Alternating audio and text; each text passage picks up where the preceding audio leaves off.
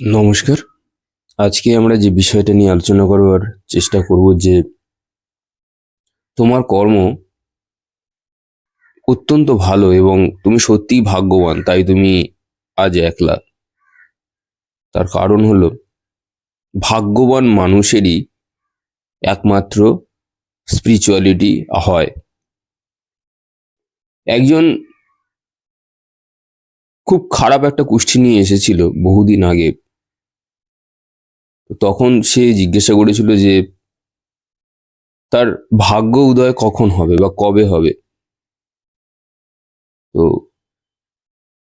আমি তাকে বলেছিলাম যে যেদিনকে তুমি চোখ বন্ধ করে তার কাছে বসবে, মানে ঈশ্বরের কাছে, সেদিন তোমার ভাগ্য উদয় হবে।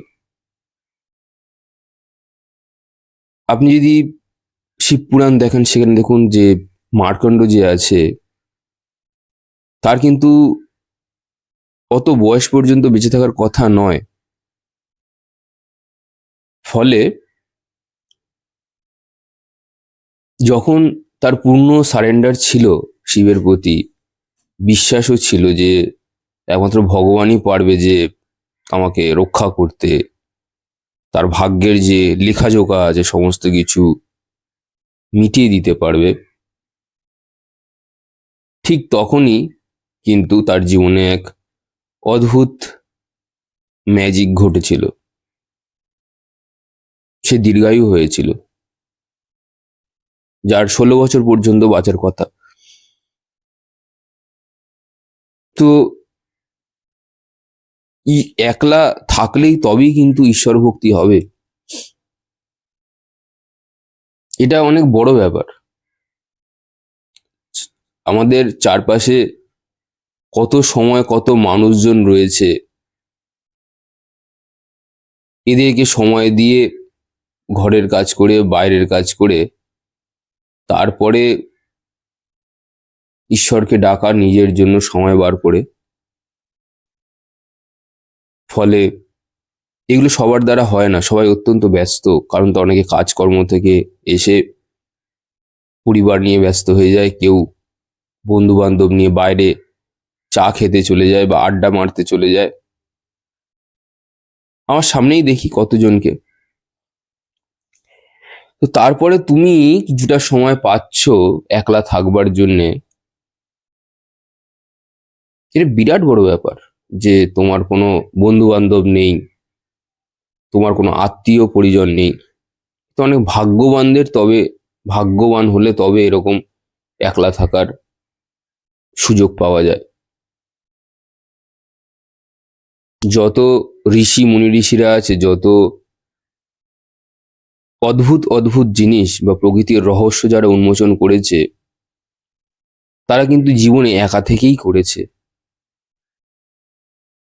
লোকের সাথে ডিসকাস করে, সায়েন্টিস্ট নয় যে সবার সাথে ডিসকাস করে ইনফরমেশন নিয়ে তারপরে কোনো কিছু একটা করলো। তারা তাদের যোগবিদ্যার ফলে, তাদের ভক্তির ফলে, তাদের সিদ্ধির ফলে তারা এরকম প্রকৃতির রহস্যগুলোকে উন্মোচন করেছে। তো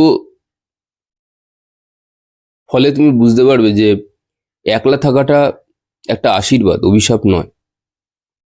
অনেকে একলা থাকলে পরে ডিপ্রেশনে চলে যায়, উল্টোপাল্টা চিন্তাভাবনা আসে।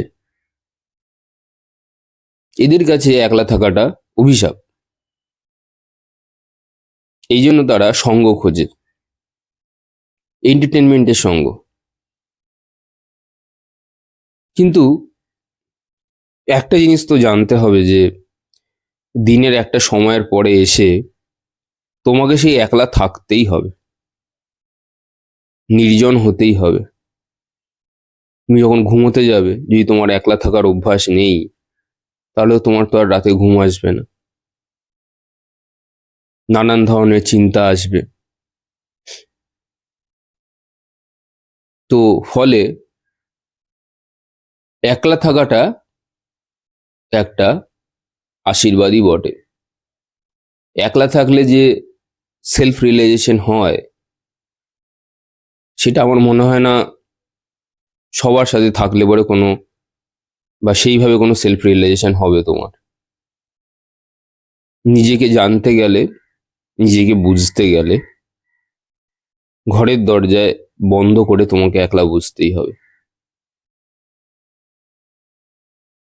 বা উন্মুক্ত আকাশের তলায়ও নিচেও কিন্তু তুমি বুঝতে পারো, যদি তোমার মধ্যে সেই রকম ক্যালিবার থাকে।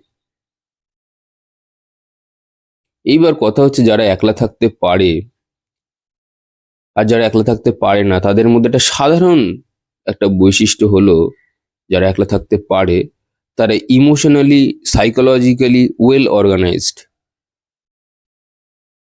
কারণ সাইকোলজিক্যালি যদি অ্যালাইনড না হয় মানুষ, তাহলে সে একলা কোনো দিনই থাকতে পারবে না। তার বিভিন্ন রকমের চিন্তা ভাবনা আসবে, অনেক বাজে জিনিস করবার চিন্তা ভাবনা আসতে পারে। নিজেকে দেখবে অনেকে দোষারোপ করতে থাকে। সেটা তখনই হবে যখন আপনার ইমোশনাল বডি অর্গানাইজ নয়, তখন এই জিনিসগুলো হবে। আপনার মন ঠিকঠাক ভাবে স্থির নয়, তখনই এটা হবে।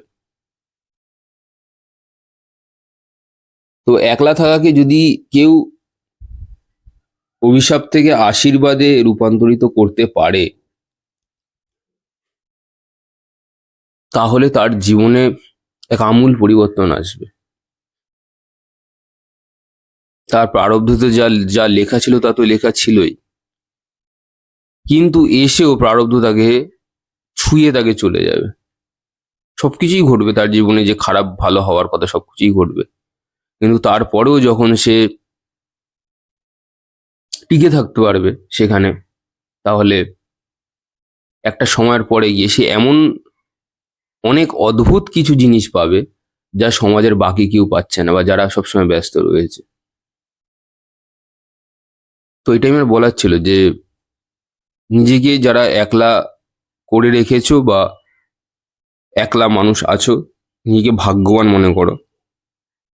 এই সময়টা আর ফিরে আসবে না।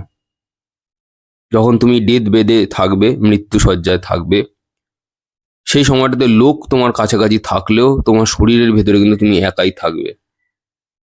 তাই নিজেকে এখন থেকেই প্রস্তুত করো, প্রস্তুত করো সেই সব একলা সময়ের জন্যে, এখন একলা থেকে। মানে ব্যাপারটা এরকম, মরে যাওয়ার আগেই তুমি যদি ধ্যানস্থ হয়ে একবার মরতে পারো, আবার তুমি যদি ফিরে আসো, তাহলে তোমার মরে যাওয়ার ভয়টাই কিন্তু আর থাকবে না। কারণ তখন তুমি বুঝে গেছো যে মৃত্যু কি। যে মানুষের জন্ম এবং মৃত্যু সম্পর্কে ক্ল্যারিটি থাকে, তার কিন্তু আর না একলা থাকতে ভয় লাগে, না মৃত্যুকে ভয় লাগে। তার কাছে দুইই সমান। তাই একলা থাকলে আশীর্বাদ মনে করো। You are the chosen one. তুমি এক বিশেষ একজন মানুষ। পৃথিবীতে সবাই কীটপতঙ্গের মতন একে অপরের সাথে জড়িত রয়েছে, কিন্তু তোমার ভাগ্যে ঈশ্বর তোমাকে লিখেছে একলা থাকা। তার পিছনে কারণ হলো এক বিশেষ কারণ, যাতে তুমি এই সৃষ্টিকে জানতে পারো। ধন্যবাদ, আজকে এত অবধি রইল। পরে অন্যদিন অন্য কোনো বিষয় নিয়ে আলোচনা হবে। Thank you.